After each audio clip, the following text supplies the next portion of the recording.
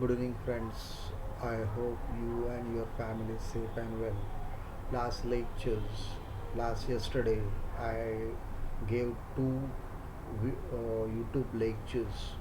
In that, problem number two, we studied and we solved time ratio and how to calculate time ratio and how to find out sales ratio. And then I bifurcated the expenses. Some of the expenses allotted as per the time ratio, and some of the expenses allotted as per the sales ratio. Now, friends, today we will study same problem, and already we calculated the time ratio and sales ratio also.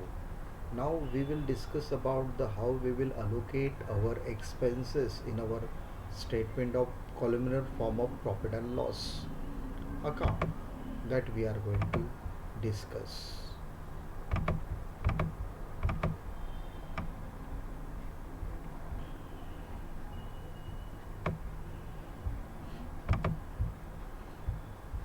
Now we know about our ratio. This is a problem. In that particular problem we have discussed about the time ratio 1 is to 2 and the sales ratio. If you see the our previous lectures, video lectures, sales ratio we got 1 is to 3, sales ratio 1 is to 3, time ratio 1 is to 2. That you have to keep in mind.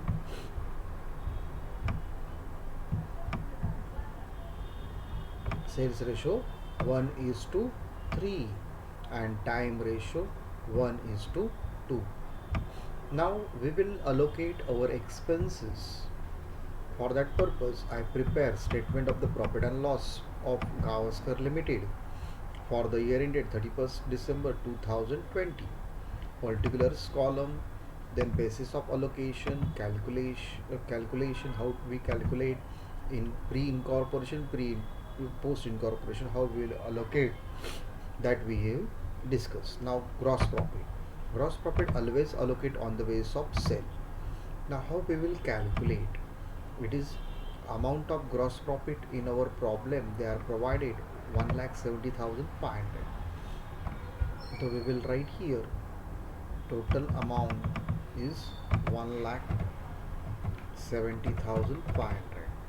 Now we will allocate on the basis of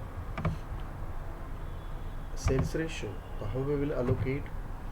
So 1,70,500 into breeze period allocation into 1 divided by 4. So you will get value 42,625. Same things we have to find out. 1,70,500 into 3. 3 is the share of the post incorporation divided by total share, that is 4. It is 1,27,875. Then salary always allocate on time ratio 1 is to 2. So here salary how we will allocate? 39,600 is the value of the salary into 1 and divide by 3. You will get the 13,200 is a pre-incorporation salary. What about the post-incorporation salary? How we will calculate? 39,600 into 2 divided by 3. You will get 26,400. I hope you understood. Director's fees we will directly put in our post incorporation column. We will not put in pre because it is a company expenses. So we will write 5060. Then rent and taxes. Rent and taxes again we have to divide into time ratio 1 is to 2. So how we will divide? 12,000 is the value of rent and taxes into 1 divided by 3. It is 4,000. What about the post incorporation share? 12,000 into 2 divided by 12,000 into 2 divided by 3. It is how much? It is 8,000. Insurance also divided on the basis of time ratio in our problem 1 is to 2. 3000 is equal to 3000 into 1 divided by 3, 1000, and rest of the value is 2000 for post. Then commission on the basis of sales ratio. Commission on the basis of sales ratio. Sales ratio is 1 is to 3. 7600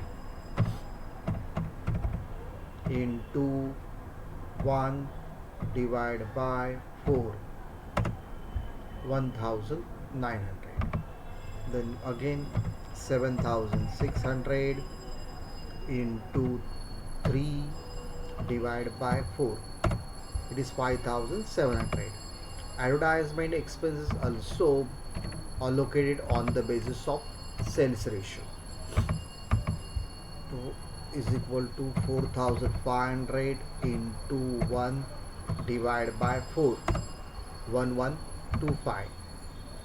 Then post incorporation column 4500 into 3 divided by 4, it is 3375.